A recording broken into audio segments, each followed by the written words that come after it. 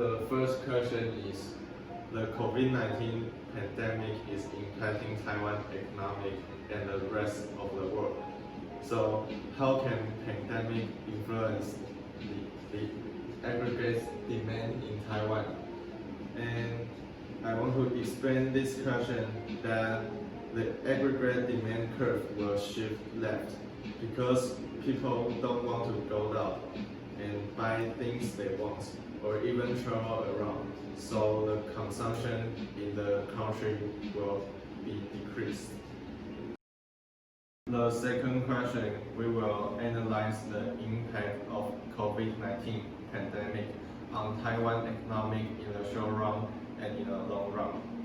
In the short run, the supply will shift to left because the production line is influenced by other countries and communication between countries will decrease.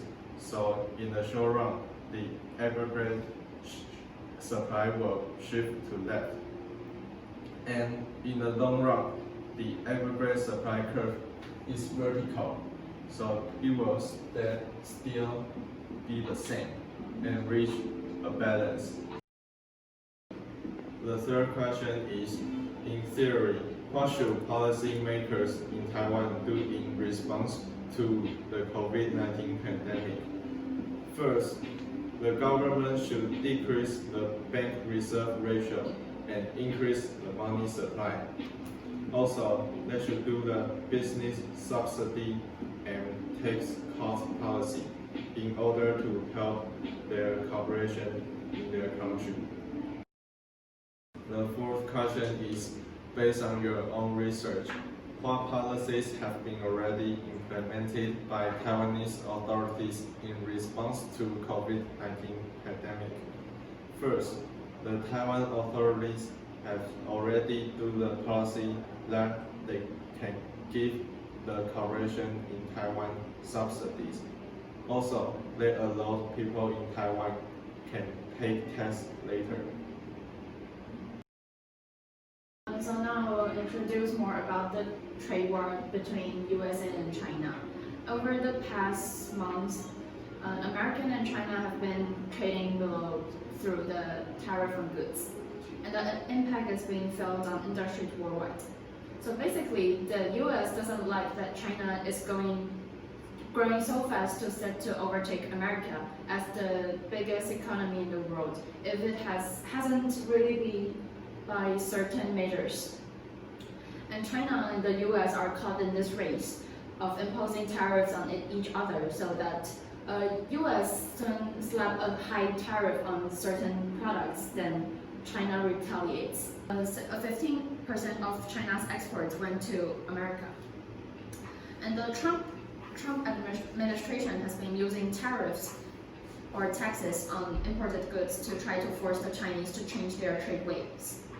In July 2018, America imposes tariffs of 25% on 34 billion worth of Chinese products.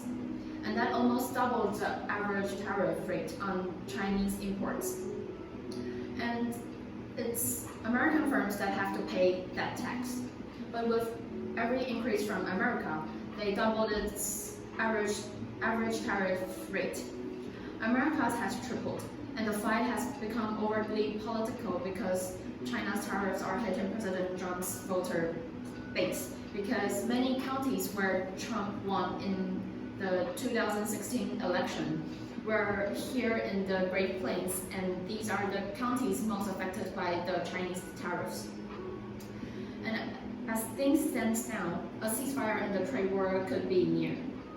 The two leaders are hoping to agree on a phase 1 deal soon, which could mean some tariffs being lifted. The Trump administration wants China to buy more American products and tighten up their intellectual property rules.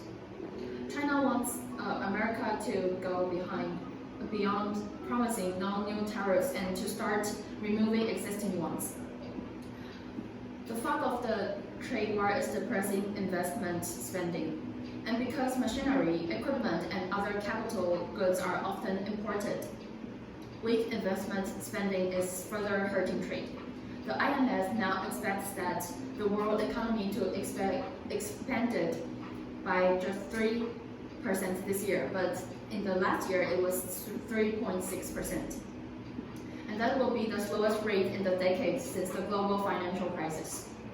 If the IMF is right, an unresolved trade war could cost America roughly by 125 billion of foregone output next year alone. And the cost of China could exceed 300 billion at the market exchange rate. These are small percentage, but of vast economies. Now let's move on to the second question. While both China and America increase their tariff, the amount of their export will both decrease, as well as their capital flow, since there will be less investment in the economy. While the import decrease, the quantity of dollar demanded will also decrease. And while the demand curve shifts left, the real exchange rate will also decrease. And eventually it will end up with an equilibrium in the economy, and the rest part of the diagrams remains the same. And the third question, because of the result mentioned in the question 1, both tariff and capital flow decreases. The real GDP decreases since the GDP combines by consumption, investment, government purchase, and the net export. And while the net export falls, the GDP also decreases. The overprice increases because everything becomes more expensive, or you can say that the money depreciates. Therefore, the nominal exchange rate will also decrease. And the last question, according to the remark of Donald Trump, he believes that the U.S. economy will improve if they welcome China's company and investments into the U.S. However, we figured out that these actions could probably benefit the U.S. economy in a very little degree.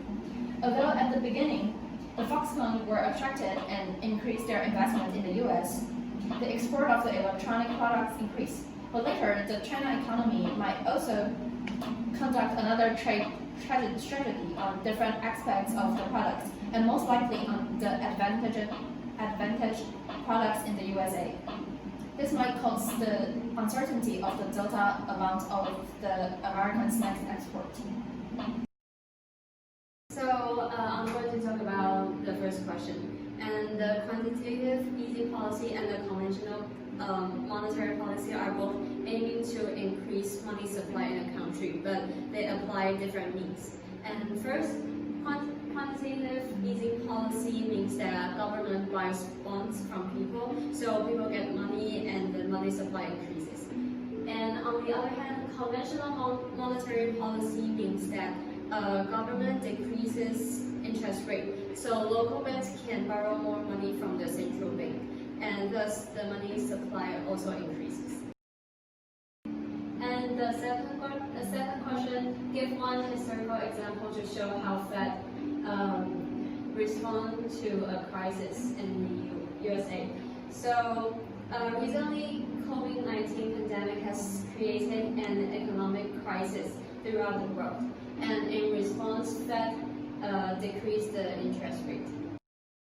So the third question, I'm going to explain why Fed decreases their interest rate. So when Fed decreases the interest rate, this curve shifts downward, and then the demand of loanable funds will be bigger than the supply of loanable funds. So the USA government will increase the money supply, and when money supply increases, the people will increase their investing, and so economic activities will increase. The first question is, what is economic, and what are three arrows mentioned in economics?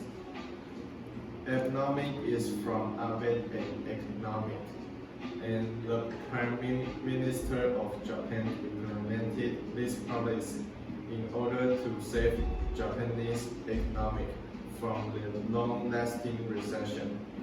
In his second term as Prime Minister of Japan, he tried to increase the competitivity by money depreciated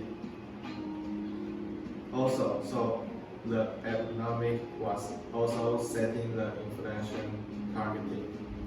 The three arrows in economic is first, monetary easing, and the second arrow is fiscal stimulus, and the last arrow is structural reforms.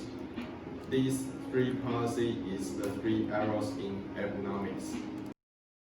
And the second question, the three arrows, which are monetary easing, fiscal stimulus, and structural reforms, are all for encouraging investment. And the money supply also increases, which means that Japanese currency depreciates and make it easier for Japan to recover their economy by exporting more goods. So first, I'm going to explain what is the European sovereign debt crisis and how did it happen. So during 2009 to 2011, European economy is experiencing a big crisis. And it happened because Greece, Ireland, Italy, Spain, and Portugal run out of money and they couldn't pay their debt. And thus, every country stopped lending money to them, and the European economy became unstable. So when the government of the 5 countries that we just mentioned had a budget deficit, we can know from the crowd-out effect that the supply of the vulnerable funds the supply curve of vulnerable funds will shift left, which means it decreases. And we can see from the diagram that the real interest rate increases. And this leads to this diagram, and we can see that NCO decreases.